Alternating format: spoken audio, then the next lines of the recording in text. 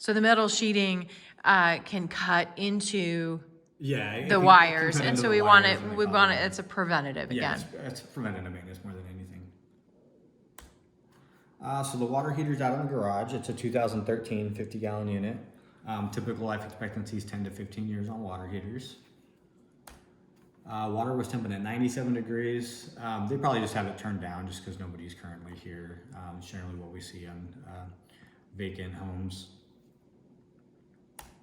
Only real issue I saw with the water heater, so this is the vent pipe for that water heater. So now these vent pipes where you see all this aluminum tape, these are actually supposed to be screwed together with sheet metal screws. It's supposed to have, at these connections, it's supposed to have 3 sheet metal screws at each one of these connections, not just this aluminum tape. It's really common. I always see it get installed this way. It's just a substandard installation. We just don't want to see these actually break apart at these connections.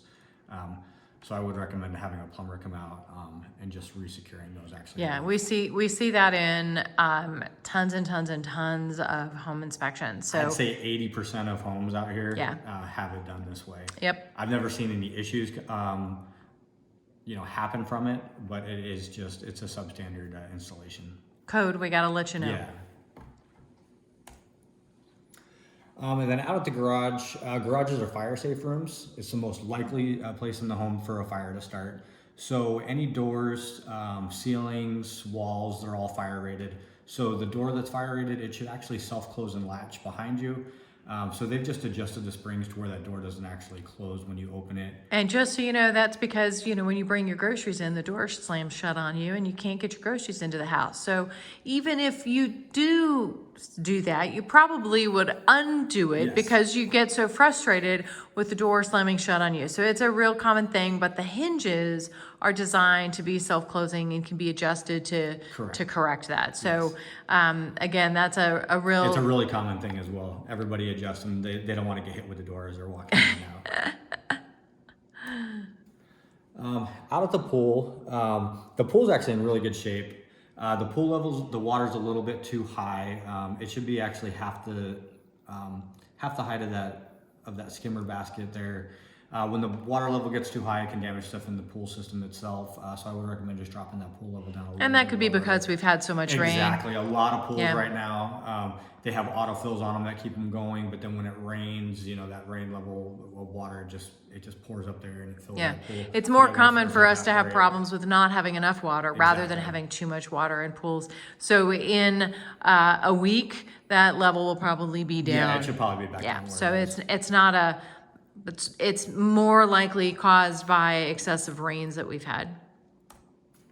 Some of the pop-ups weren't working properly, so they all do function and they pop up. They're just not returning down to the closed position when they shut off. So there's a gearbox that actually spins and works those. Sometimes those gears stick, so it's a maintenance thing. Just have a pool company come out. They can take a look at it, just tell you if any of those gears need to be replaced. They're little plastic gears. They're actually really inexpensive. It's like $80 to actually replace that whole gear package. I actually just did mine like a year ago on my pool because my pop-ups were doing the same thing.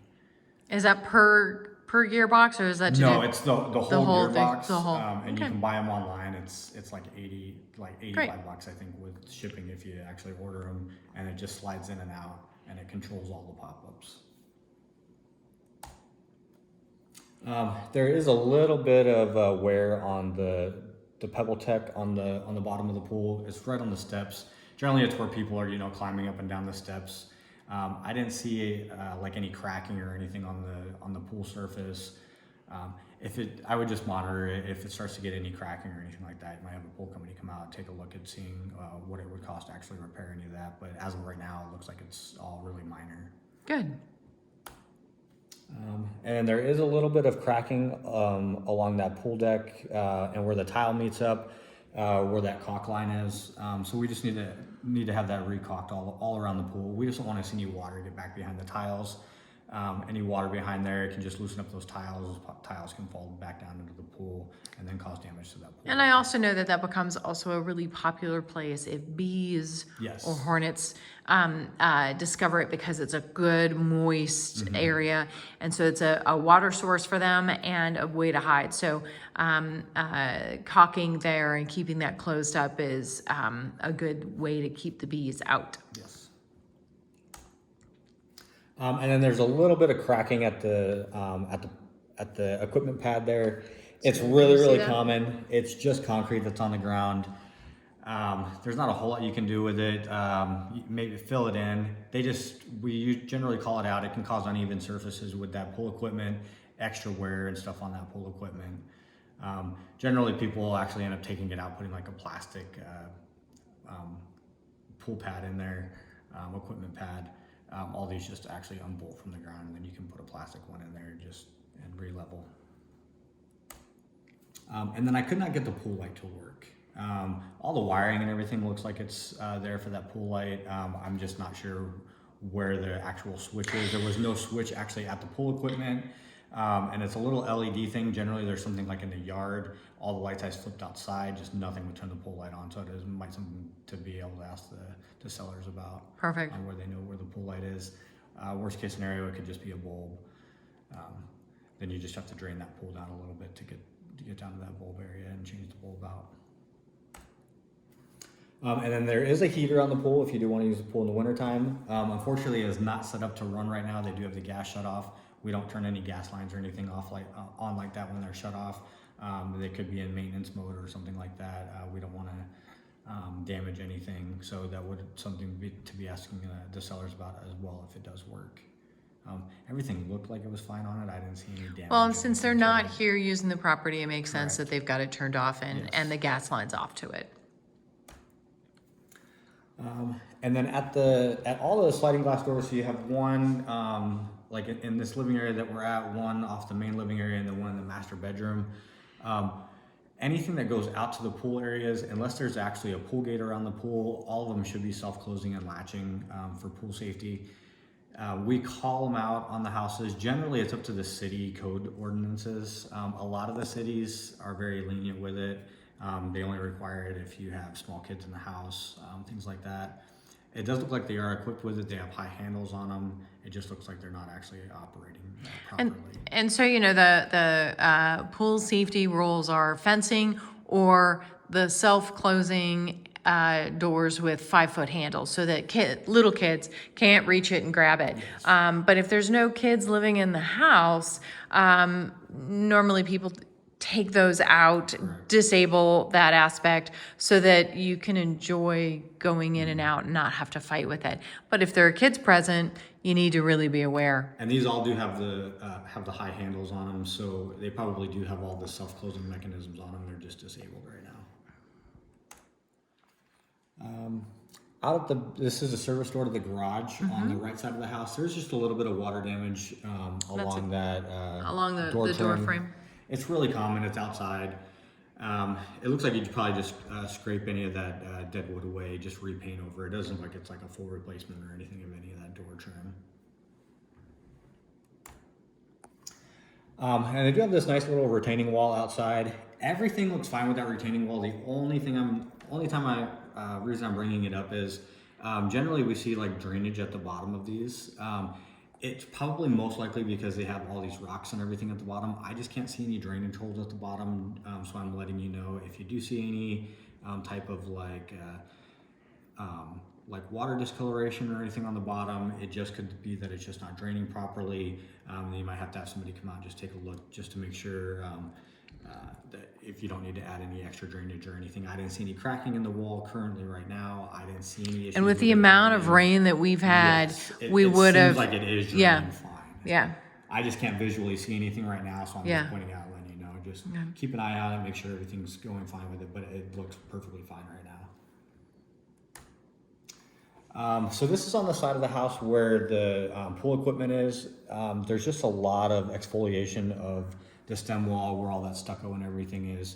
So it's due to like high moisture. They probably had an issue with that pool equipment. It was probably leaking and a lot of moisture just got over here.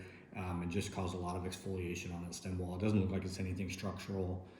Generally, if we're concerned with anything structural with stem walls and foundation areas in the house, we see issues with windows on the other side, doors on the other side of the house. So it looks like it's strictly cosmetic looking on the outside. And then typical stucco cracking on that same area. Again, it doesn't look like it's anything that's foundational. It's just typical stucco cracking. We have expansive soil in Arizona. The ground shifts and moves.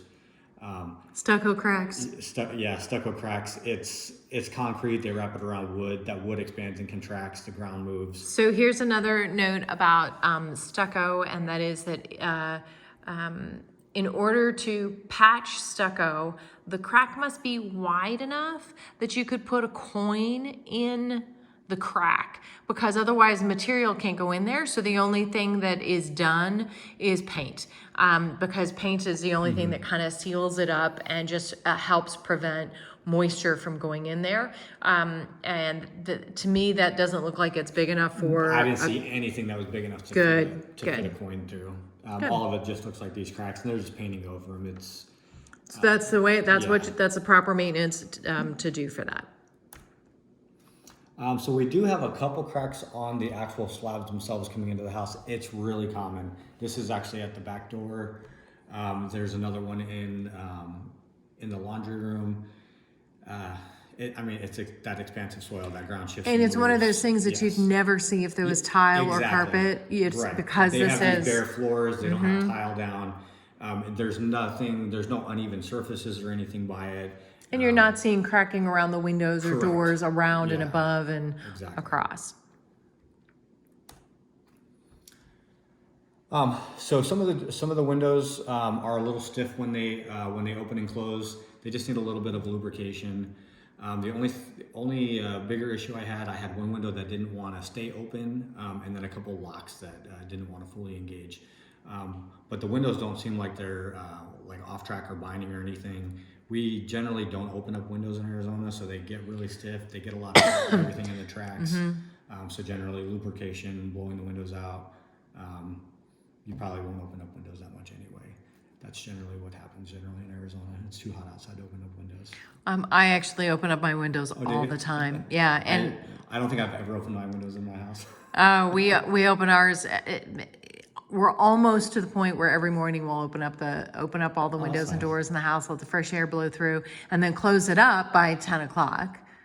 So we open up for a little while and then close it. I like that fresh air. So both of these windows are out in this living area out here. So these locks just didn't want to fully engage. But it was the only window in the house.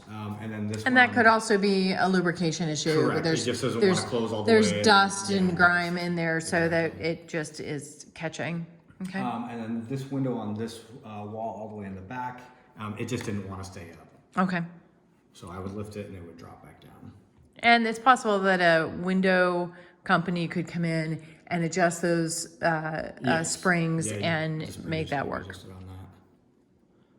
The bigger thing that I would look for in windows is like if the window seals are bad, things like that. Then you're going to get expensive with having to replace window panes, things like that. And I didn't find any issues like that with the windows. Good. I had 2 slow drains in the house, one in the master bedroom bathroom tub, and one in the Jack and Jill bathroom sink. Generally, if it's 1 or 2 areas, it's generally just hair, Drano, something like that should clear up an issue like that. And then in the guest bathroom and the Jack and Jill bathroom, both those toilet tanks were just loose on the bowls, so they just need those securing bolts loosened up on the bottom. We just don't want to see that seal at the bottom get broken and then have water leak anywhere. But I didn't see anything currently causing any issues or anything right now. And then also in the guest bathroom and the Jack and Jill bathroom, when you pull these shower diverters, when you pull that pin up, it's supposed to transfer all the water up to the shower head. We have really hard water in Arizona. There's a lot of calcium in it. So they always get this calcium buildup in here, and they just don't want to seal all the way over time. So a lot of times you can take these off, soak them overnight in CLR or vinegar. Generally that'll clear them up. Worst case scenario, these are like $45 to buy and change out at Home Depot. And then in that guest bathroom, water is dripping right here at that shower connection. It just looks like it's just not tightened down enough, and there's not enough Teflon tape on there. These are all plastic. Generally, when they're plastic, people are afraid to tighten them down enough. They don't want to break anything. Yeah. So it just looks like it actually just needs to be screwed down a little bit more. This is up in the attic, right above the laundry room. So this is the actual ducting for the Dryer? dryer vent. They always run these up through the ceilings in Arizona, so it actually looks like right when it got to this point that it just got crushed a little bit. So I would recommend having that serviced, maybe having that changed out. It just can bind up right there, get really backed up, and then it's just going to start dropping back down to the to that main area in the laundry room, and then it's just not going to vent out properly. And then in the main living room area, that fireplace, they just have the pilot turned off. So when you turn that switch on, it just doesn't want to ignite. But it's a gas fireplace. Yeah, it is a gas fireplace. And then I do have one outlet in the kitchen that's not GFCI protected. It was not current code when the property was built to have everything in the kitchen GFCI protected. And where is that one it's located? Actually on this wall right here to the left of the refrigerator. It's kind of...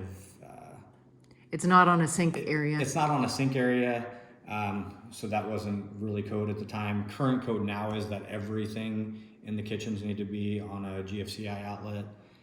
So and you can just have that, grandfathered. you can have that plug replaced at Home Depot for $25. Yeah, 15, 20, Yeah. $25 for those outlets. But those are all the bigger issues, so. Well, none of those are big. Do you happen to know if the termite guy was here while you were here and He were there? was. He did find evidence of termites. Okay. So he'll send over a termite report to me that I'll send over, and he'll have an itemized list on Perfect. how much that'll cost for treatment and everything. Okay, great. All right. Thank you so much. You're welcome. Yay.